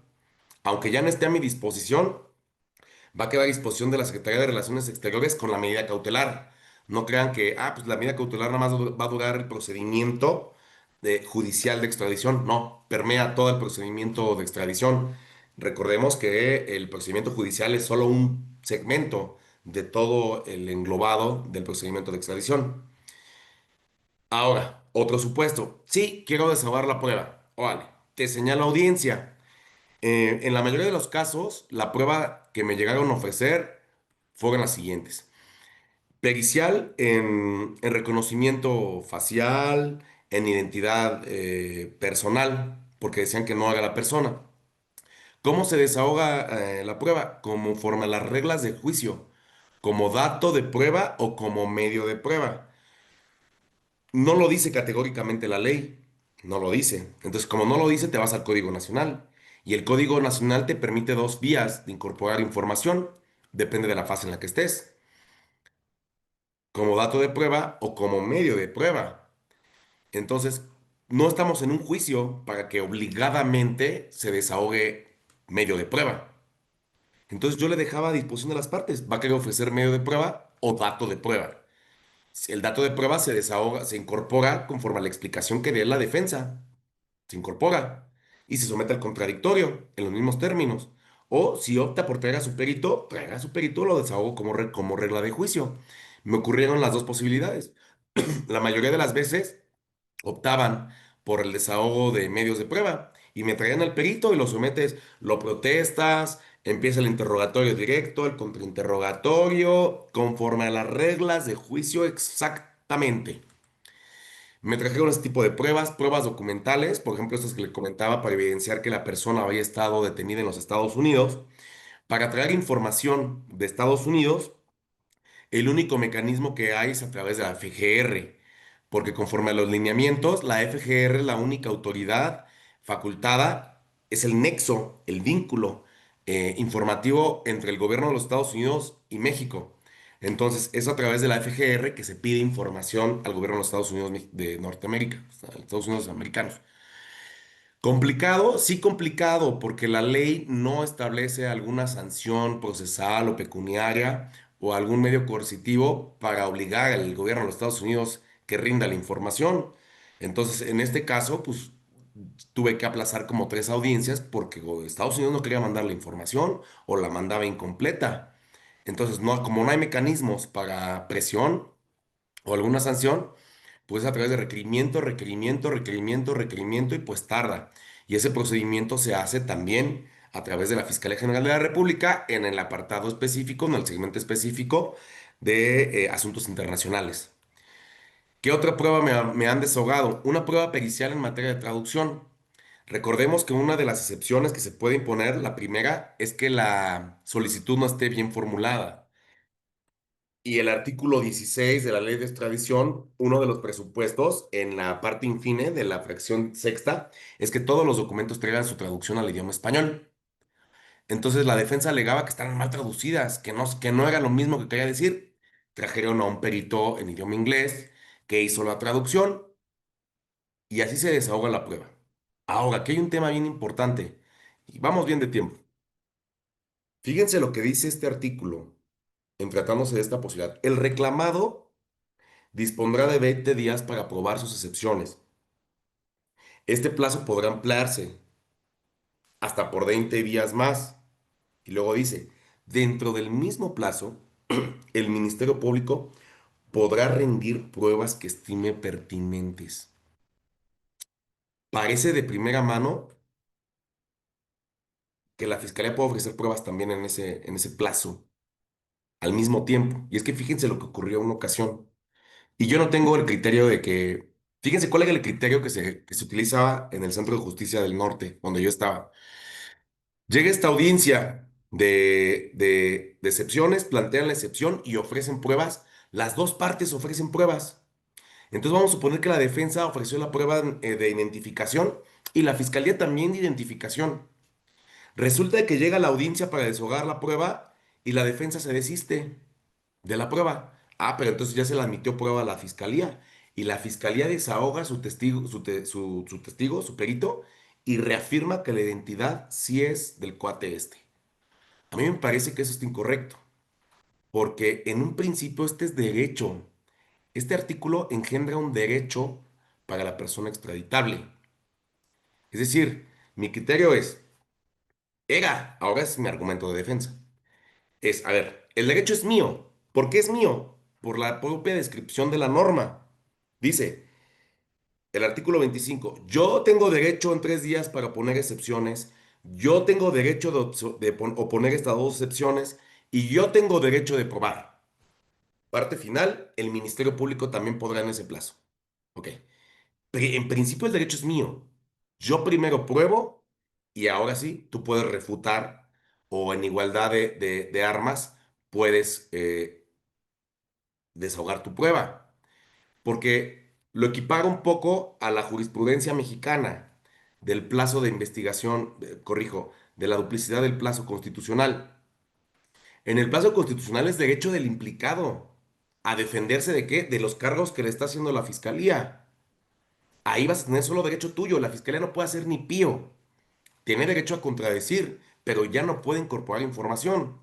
Ese argumento, solo el argumento, yo lo equiparo aquí. A ver, ese es el momento estelar y reconoció la Corte que esta audiencia, este procedimiento es para garantizar el derecho de audiencia de la parte extraditable.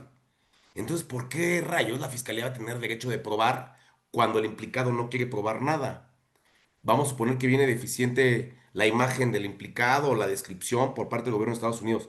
Sería una oportunidad entonces fabulosa para el Ministerio Público corroborar que es efectivamente esa persona. Y no, no, no, no. Eso ya debió de haber, ex ante, debió haber estado justificado por el Estado requirente. Si la parte interesada se desiste de la prueba, dice Marco Esquivel, ¿se queda sin materia la excepción? No, se queda opuesta a la excepción, pero ya sin sustento legal. Sí tengo que pronunciarme, porque ya está opuesta a la excepción, pero pues la tengo que analizar de fondo, y la analizo de fondo, pues no hay sustento. Si me dicen, no, es que no es la persona, ¿desahogaste prueba? No, bueno, pues es que entonces es infundada tu excepción. ¿Por qué? Pues no ofreciste prueba. La excepción subsiste, pero hay que contestarla. Si no hay sustento probatorio, pues muy complicado. Pero sí, buena pregunta, licenciado Marco. Entonces, volviendo al punto, lo que yo planteo es, a ver, una vez que se desahogue la prueba por parte de la defensa, surge el derecho de la fiscalía, ahora sí, para desahogar la suya, hasta ese momento. Porque, insisto, ¿qué pasa si la defensa se desiste? Pero queda viva el ofrecimiento de prueba de la fiscalía. La fiscalía va a ofrecer, la va a deshogar y van a clavar más a la persona extraditable. Y me parece que no, esa no es la naturaleza de este artículo, que es meramente proteccionista del derecho de defensa. Entonces, para concluir en este punto, desahogada la prueba por parte de la defensa, surge el derecho de la fiscalía para que desahogue su prueba bajo este principio de contradicción. Entonces se desahoga la prueba. Ya vamos a suponer que ya desahogué yo mi pericial como defensa en materia de identidad. Ya se generó el debate correspondiente. Ya desahogué mi pericial en materia de traducción. Ya incorporé documentos que yo quería de los Estados Unidos. Ya se generó el debate. Ya la fiscalía también desahogó su pericial o prueba de refutación o propiamente como medio probatorio sus periciales. ¿Y qué pasa? Bueno, pues que ya estamos a punto de terminar el proceso, el procedimiento de extradición y abrimos alegatos finales. Ahora sí, ¿qué tiene que decir algo en vía de alegatos, defensa? No, pues sí, pues quedó justificado que es operante la excepción fulana de tal por esto, esto y es operante la otra excepción de identidad porque traje mis peritos, etc. Fiscalía, debate, no, pues es infundada porque la pericial, pues conforme a la que yo traje, que fue la misma materia, pues se discurrió que, no sé, el equipo que se utilizó, que se llama Biometrics, el equipo Biometrics pues no servía o solamente, no sé, es deficiente y yo evidencié que sí es la misma persona. Cierro debate y llegamos al mismo punto otra vez. Cuento con 5 días para emitir la opinión jurídica. Emito la opinión jurídica y mandamos a disposición de la Secretaría de Relaciones Exteriores a la persona justiciable. Entonces ya vimos que o se puede allanar a la solicitud y emito la orden en 3 días, o opone las excepciones, pero no quiere prueba, tengo 5 días, o también opone excepciones, también desahoga pruebas, cerramos el debate y tengo 5 días otra vez para emitir la opinión. Pongo a disposición de la Secretaría de Relaciones Exteriores a esta persona. La Secretaría de de Relaciones Exteriores va a emitir un acuerdo.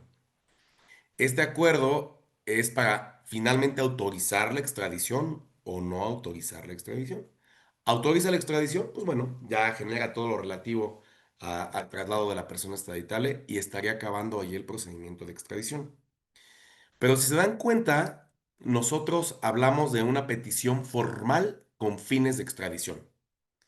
Hay dos peticiones, la formal con fines de extradición, que es todo este procedimiento, y la provisional con fines de extradición. ¿Qué implica la? Ya vimos la formal. La formal es esta, que se genera la audiencia, hay una solicitud a Secretaría de Relaciones Exteriores, Relaciones Exteriores habilita a la Fiscalía, Fiscalía solicita orden al juez, el juez libra orden, se cumple la orden, se genera este procedimiento. Audiencia uno, la de cargos. Audiencia 2, si es el caso de oposición de excepciones. Audiencia 3 de desahogo de pruebas. Y por escrito se emite la opinión. Se puede emitir la opinión oralmente en una audiencia, pero yo lo hacía escrito, porque finalmente es un híbrido. Es un híbrido. Entonces ya lo mandamos. Ese es el procedimiento de extradición formal. Pero hay una provisional. ¿Qué es la provisional? Lo mismo. En Estados Unidos se libró una orden de aprehensión contra una persona. O hay una sentencia condenatoria contra una persona que no se ha ejecutado todavía.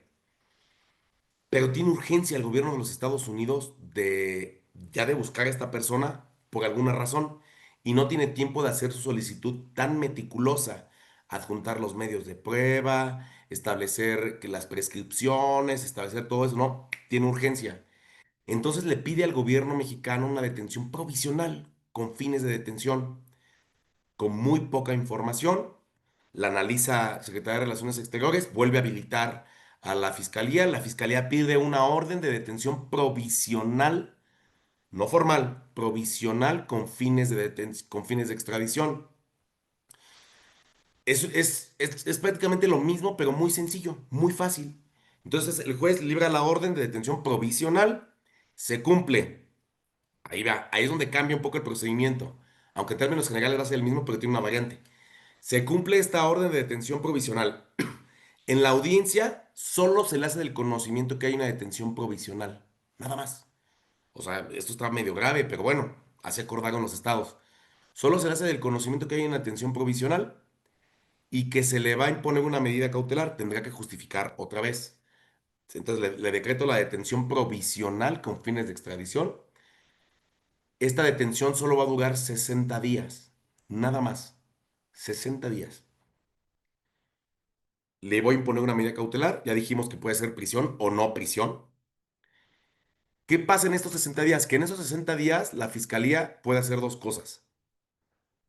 O solicitar la detención formal, ahora sí, ya pasados estos 60 días o durante el lapso de estos 60 días, ahora sí, el gobierno de los Estados Unidos ya mandó toda la información completa porque estuvo trabajando mientras estaban buscando y deteniendo a esta persona. Ya tienen la información completa. La persona la tenemos detenida provisionalmente 60 días. Me van a pedir una audiencia de detención formal. Y esta audiencia ahora sí, es como la que ya platicamos hace un momento. Se le van a hacer saber los cargos formales, va a tener derecho a oponer excepciones, derecho a probar, desahogo de probatorio, alegatos y el dictado de la opinión. Ahora, el otro supuesto es que la fiscalía no presente esta solicitud formal. Si no presenta la fiscalía esta detención formal, levanto medidas cautelares y dejo en libertad a la persona. Por eso quise dejar esta detención provisional al final, porque en realidad es muy similar al procedimiento. Finalmente debe de haber una solicitud formal, pero antes de que se formalice, hay un procedimientito de detención rápida, por ejemplo. Dice Alex Trujillo, puede establecer como excepción de ser parte, el reclamado, en diversa investigación o causa penal como víctima, ejemplo, tortura. No.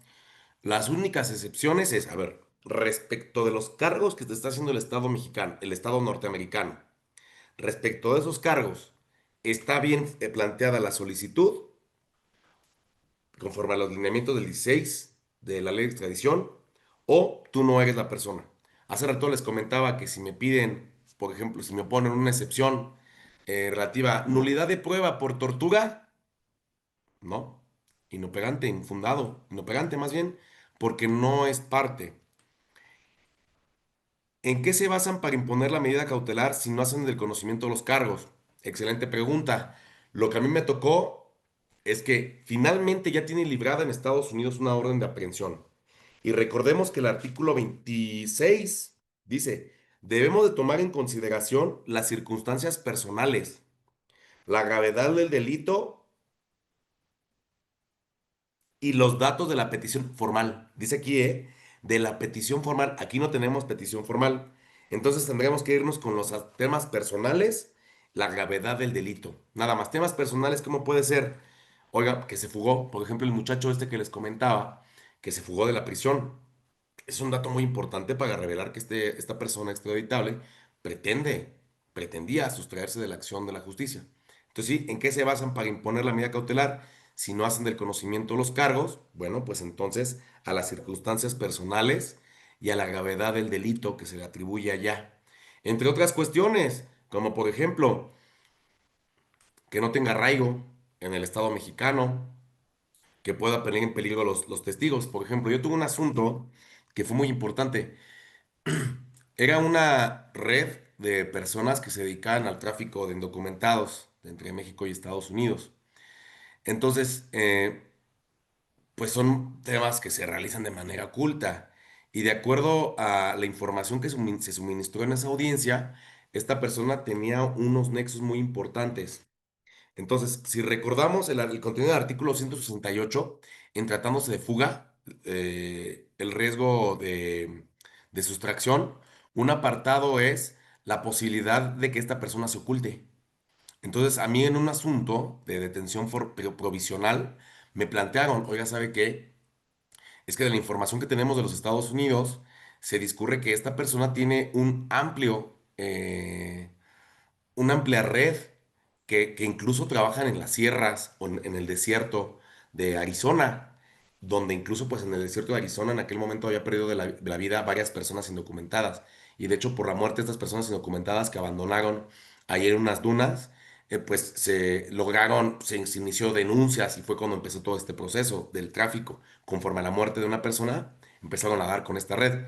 Entonces, de esos antecedentes, se estableció, por ejemplo, que él tenía una influencia importante en una región muy árida que hace muy complicada la ubicación de las personas. De hecho, en este caso, el cuerpo de la persona o personas que fallecieron en el desierto no lo localizaron sino después de 3 años, de que el acceso es tan complicado en esa zona y en esa zona operaban estas personas. Entonces aludían que era muy difícil, que era muy proclives más bien a que estas personas se pudieran ocultar. Y el ocultamiento es un rasgo significativo para estimar que alguien se puede sustraer de la acción de la justicia conforme al artículo 168 del Código Nacional de Procedimientos Penales. Ahora, de acuerdo a estas guías de conducción de audiencias en materia de extradición, que están a su disposición gratis en cualquier red, dice, ¿qué es lo que tiene que justificar la Fiscalía?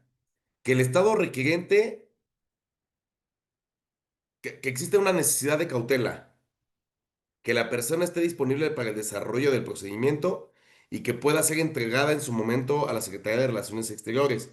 Debe de justificar sí o sí este test del que ya habló la Corte.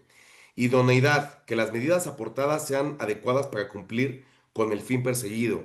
Dos, necesidad, que sean absolutamente indispensables para conseguir el fin deseado y que no exista otra medida menos gravosa respecto a dicho intervenido entre todas aquellas con las que se cuenta la idoneidad para alcanzar el objeto propuesto. Y tres, proporcionalidad en sentido estricto. Que el sacrificio inherente a la restricción del derecho a la libertad no resulte exagerado o desmedido frente a las ventajas que se obtienen mediante tal restricción y el cumplimiento de la finalidad perseguida. Entonces, eso prácticamente es el procedimiento de extradición. Y aquí preguntó la licenciada Angélica. ¿Qué tipo de recursos proceden para combatir la extradición? No hay ninguno ordinario, no se pueden interponer revocación o no hay apelación, no hay ningún medio ordinario de defensa. Y esto tiene sentido o más bien soporte en lo que también ya analizó la Suprema Corte de Justicia de la Nación en el Tribunal en Pleno. Dice, es la 17. 0320. Dice, extradición internacional, el artículo 33 de la ley relativa. Vamos a ver qué dice el artículo 33. Dice, en todos los casos, si la resolución fuera en sentido de conceder la extradición, ay, perdón, no es este.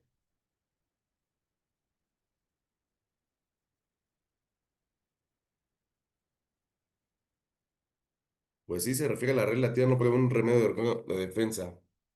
Sí, dice, dice, en todos los casos, si la resolución fuera en sentido de conceder la extradición, esta se notificará al reclamado. Esta resolución solo podrá ser impugnada mediante el juicio de amparo. Transcurrido el término de 15 días sin que el reclamado o su legítimo representante haya interpuesto demanda de amparo, o si en su caso este es negado definitivo, la Secretaría de Relaciones Exteriores comunicará al Estado mexicano. Es decir, no hay nada que hacer más que interponer amparo, pero ¿cuándo? Cuando ya la Secretaría de Relaciones Exteriores haya emitido el acuerdo de extradición, nada más. Es decir, si yo le inadmito un medio probatorio, no procede apelación, no procede revocación y no procede el juicio de amparo. El juicio de amparo se propone al final, pero bueno, les voy a decir por qué. En la justificación que da aquí el tribunal en pleno de la Corte, dice, el citado precepto, al establecer que la resolución de la Secretaría de Relaciones Exteriores por la que concede la extradición solo será impugnable mediante el juicio de amparo, no viola la garantía de audiencia prevista en el artículo 14 de la Constitución General de la República, ya que aquella no conlleva la obligación de establecer más de una instancia, sino sino la de que el gobernado tenga una audiencia y una adecuada defensa mediante el cumplimiento de las formalidades esenciales del procedimiento, por lo que dada la finalidad del procedimiento de extradición seguido en forma de juicio, su desahogo debe ser expedito. Además, si solo se establece la procedencia del juicio de amparo, es porque a través de este medio extraordinario de control constitucional, el gobernado puede reclamar violaciones a sus garantías. Fíjense que cuando yo estaba, por ejemplo, y lo pongo como ejemplo, cuando yo estaba en el reclusorio norte, el juez que a mí me precedió había dictado una determinación en esta segunda audiencia, en la que les digo que es la de oposición de excepciones y ofrecimiento de pruebas.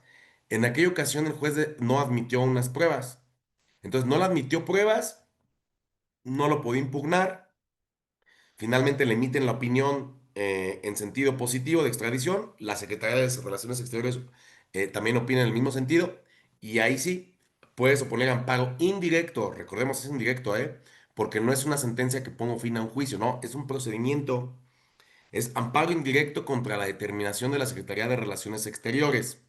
Entonces, en ese amparo en particular, advirtieron violaciones al procedimiento en la fase judicializada. Se le violó su derecho de defensa. No lo dejaste incorporar prueba, violaste su derecho. Entonces, pues es algo así como las determinaciones intermedias en materia civil. No puedes impugnarlas sino hasta que haya trascendencia. Algo similar. Aquí está comentando Juan Carlos Marroquín. ¿Cuál sería el fundamento o registro jurisprudencial que nos permita tomar de manera supletoria el Código Nacional de Procedimientos Penales, ya que esta ley no está reformada? ¿O cómo es que se decide hacer un sistema híbrido para no violar el debido proceso? Esto aparece acá, licenciado Juan Carlos, en una de las tesis que le invoqué hace un momento, en la que ya les invoqué la de registro 2029-247. Extradición internacional, procedimiento de fase judicializada, son observables en lo conducente las formalidades que prevé el Código Nacional de Procedimientos Penales, pero no les son aplicables en sentido estricto a los principios del proceso penal acusatorio. Aquí dice que sí, las reglas, por ejemplo, regla para desahogo probatorio, nos vamos al Código Nacional, cómo conducir una audiencia, nos vamos al Código Nacional en términos generales.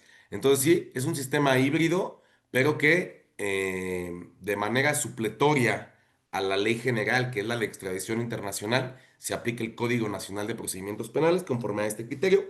Échele un ojo y quizá le puedo dar más luz. Siempre yo recomiendo que analicen las ejecutorias. El licenciado Misael González, me ha tocado ver que se conceden suspensiones de plano y de oficio, juez de distrito penal o administrativo, contra la deportación, expulsión, extradición o cualquiera que tenga por efecto salir del país. Se decreta la libertad de la persona. La FGR, la autoridad que lo tiene a disposición, debe de cumplir con dicha suspensión, sí. O sea, procede contra la orden de detención con fines de extradición. Ahí sí, se suspende. Ahí se suspende. Porque propiamente no ha iniciado el procedimiento. Entonces, bueno, pues estamos llegando a la parte final de esta charla. La verdad es que me sentí muy, muy contento de que pudiéramos haber comentado algunos temas. Ya les dejo este material, ya la veces que ni siquiera a veces ya lo uso, pero les dejo este material, espero que les sea útil.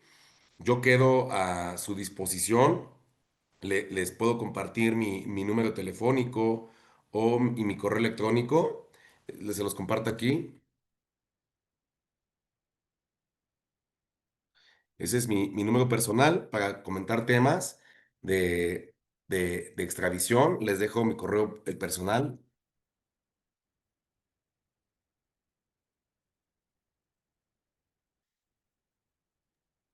Maestro, cuénteles a nuestros amiguitos de TikTok, de Facebook y de Zoom cómo lo podemos encontrar en sus redes, por favor. Gracias. Sí, pues miren, estoy siendo ahorita, por esta transición que estoy teniendo de la salida del Poder Judicial ahora a la iniciativa privada, pues hace un momento comentó la licenciada Angélica, yo puse dos firmas legales, una aquí en la Ciudad de México y otra en el estado de Guanajuato. Con gusto podemos colaborar en asuntos que tengan, en charlas, en asesorías, temas de extradición, cualquier tema. Dejo ahí a disposición de ustedes su número telefónico. Y también, ahorita tengo un poquito abandonadas las redes sociales porque a mí me gusta mucho compartir varios temas jurídicos, pero con motivo de esta transición, como estamos con el proyecto, gracias a Dios, pues muy bien, se ha complicado. Pero soy muy activo en redes sociales. Me van a encontrar en Instagram, en TikTok, en X, como Roberto Pozán. Así, Roberto Pozán. Y en Facebook, Roberto Pozán Tornero. Estoy subiendo ahí información que les puede importar. E insisto, si en algún punto requieren alguna charla de algún asunto relevante o de algún tema del que sea alguna asesoría jurídica, con muchísimo gusto. Ahora ya puedo, antes no podía. Ahora ya puedo, entonces con muchísimo gusto. Pues yo le agradezco mucho, licenciada Angélica, por la oportunidad que me dio de charlar acá en su bufete jurídico Rocha. No, pues muchísimas gracias, maestro. Es para nosotros un honor tenerlo y darle un aplauso porque, híjole, al Poder Judicial, desde que vino este tipo de reforma, es lo que yo con muchos colegas he hablado. No se tenía que reformar el federal, sino los locales, por muchas razones. Porque un juez federal obliga al Ministerio Público a trabajar. Ahora, quién sabe si veamos esa tesitura que teníamos como con ustedes que tienen carrera judicial. Y bien, en la pantalla está un reconocimiento que le da Bufet Jurídico Rocha, que le otorga el siguiente reconocimiento al maestro Roberto Pozán Tornero por su destacada disertación y dedicación en la conferencia titulada Extradición, que se llevó a cabo en vía Zoom, realizada el 1 de octubre del 2025 con una duración de 2 horas. Firmo yo, la licenciada Angélica Rocha Victoria, que soy directora y fundadora de Bufet Jurídico Rocha.